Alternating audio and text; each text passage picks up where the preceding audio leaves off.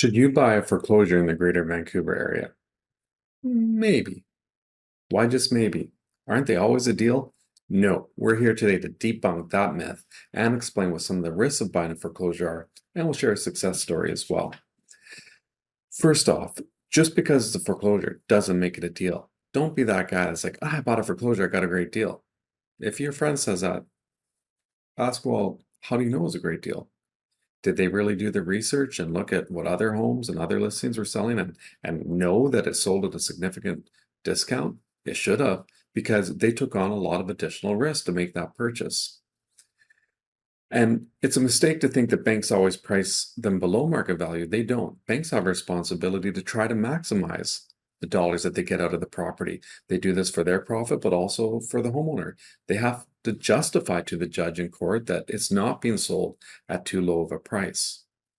Now, that being said, banks are more pragmatic about selling, and in times when the market's adjusting or perhaps moving downwards, homeowners can be really stubborn and slow to react or slow to lower their prices, whereas a bank might be listening to their consultants or appraisers that are quicker to realize conditions have changed. And that for that reason, I'm sometimes very positive about foreclosures, and that's when you can get a deal, is more when the market is moving down.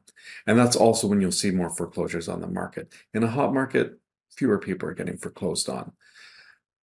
But the problem is there's definitely a segment of buyers or investors out there that are just attracted like sharks to blood when a foreclosure comes up. And then there's an accepted offer. Part of the process is it goes to the court date. Now we'll discuss the whole foreclosure process in another video, but know that at the court, when multiple parties are there and see the other parties, it can create a bit of a frenzy or a true bidding war where price can exceed what they initially budgeted for or thought. So that's another one of the reasons that they often sell for a price that's not necessarily a deal. But what are the risks? Let's get into that. I'm going to highlight two. The first one comes with the rights that you sign away with a Schedule A. And the second is getting an accepted offer doesn't mean the property is yours. So let's take a look at a Schedule A. What do they generally include? This is a sample one that we used a few years back.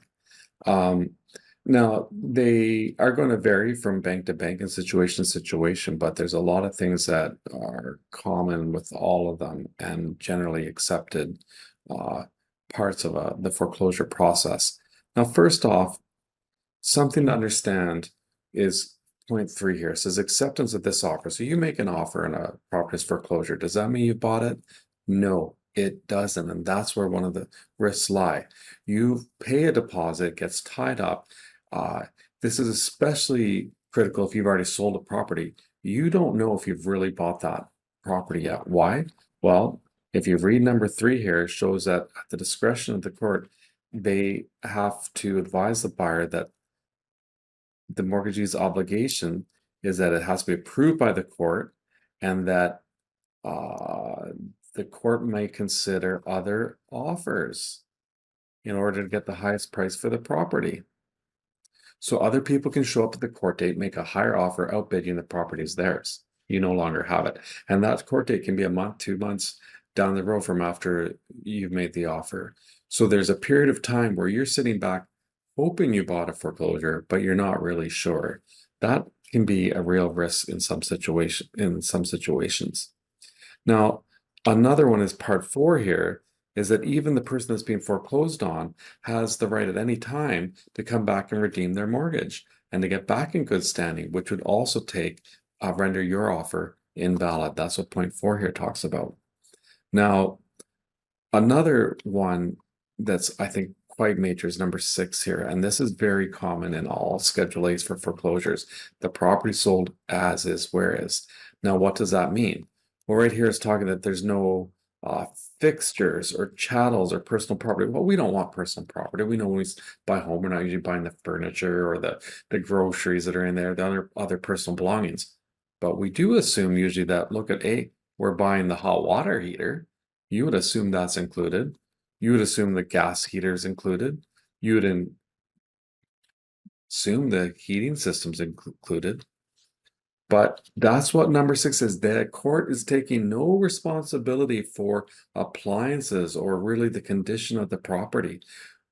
Now, that risk can really vary from case to case. If you're buying a tear down house that you're going to knock down and just build on, no, that risk isn't too bad. If you're buying a one bedroom condo that has very cheap appliances in it, it's a limited risk if those appliances aren't there or they're not working the day that you move in. But what if you're buying a new home that has 20, 30, 40, $50,000 appliances? That risk gets much larger if the person being foreclosed on understands this and realizes they can sell those or take them or damage them. Um, also just the general condition of the property could change from the time you make the offer. There could be substantial damage done. The court's taking is not warranting that there won't be a flood or a fire or termites do damage or tree falls on the house. None of that is actually uh, really going to be the responsibility of the bank. That's what they're saying with this clause 6.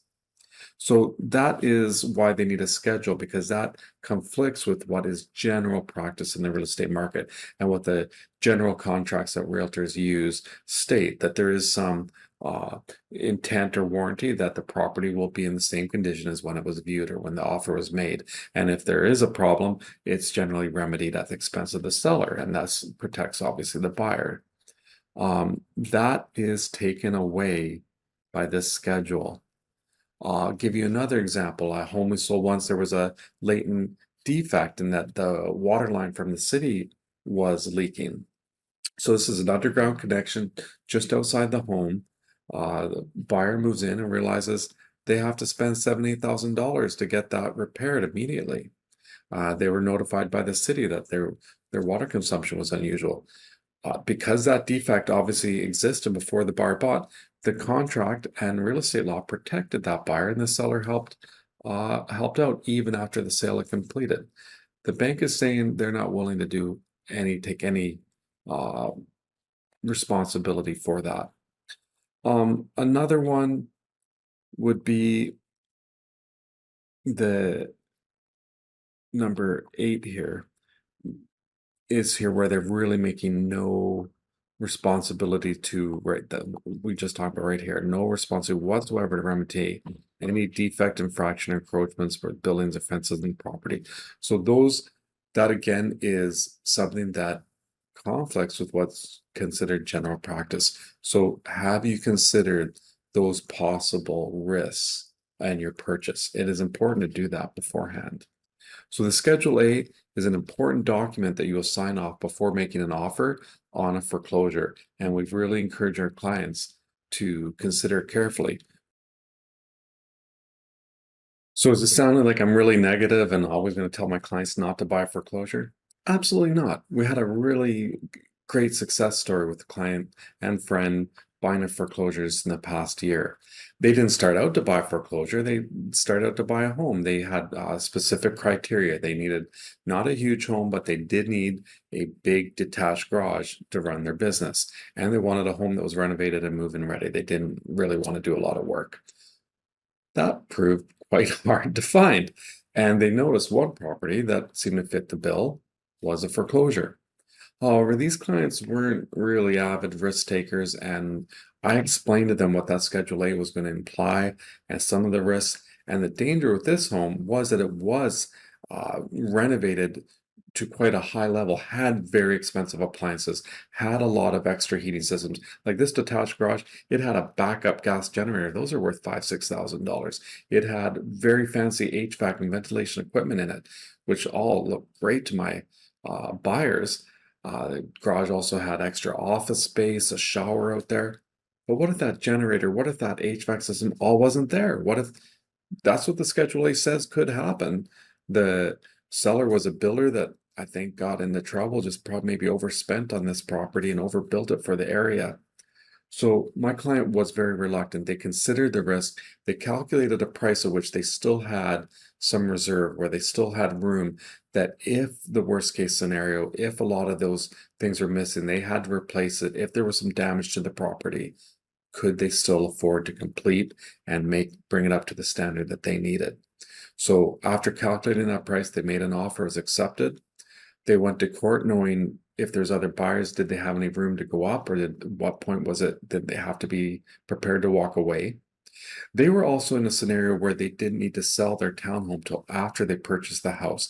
Now that's important because if they sold that townhome and had a date that they had to move out, it would sure be stressful not knowing for a couple months while they waited for that court date uh, if the property was really theirs. That's also another challenge with foreclosures is that after the court date, you usually have 10 days to complete, which makes you quite rushed sometimes to get the funds in place and gives you no time if you have to make a sale or sell your current property to move into that one.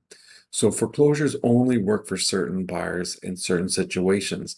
And for this client, because they didn't need to sell, they could stay where they were and they had the funds already, a large chunk of cash to buy this property, that they it worked. But were there some surprise along the way? Yeah, the seller did sell a couple appliances. They was missing a washer, dryer, um, and then there was one more. I can't remember which. One of the kitchen appliances was also missing. The seller also lit a fire in the kitchen. Almost looked like, we're not sure, but it almost looked like attempted arson because he was so upset at being foreclosed on, and that caused some smoke damage.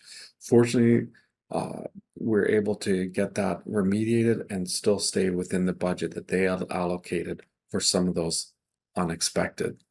But it does highlight that things can go wrong, and you do need to have some room and realize that there might be some expenses that you didn't expect, or there might be some problems that you didn't expect. The property, the condition is not guaranteed, is not warranted by the court. So foreclosures can be a deal. Don't assume they are just because it's a foreclosure. And if you need more advice or want to discuss it further, I'm Brad with Brad and Theo Gannon Real Estate Team, always trying to help you make the smart move in Vancouver real estate.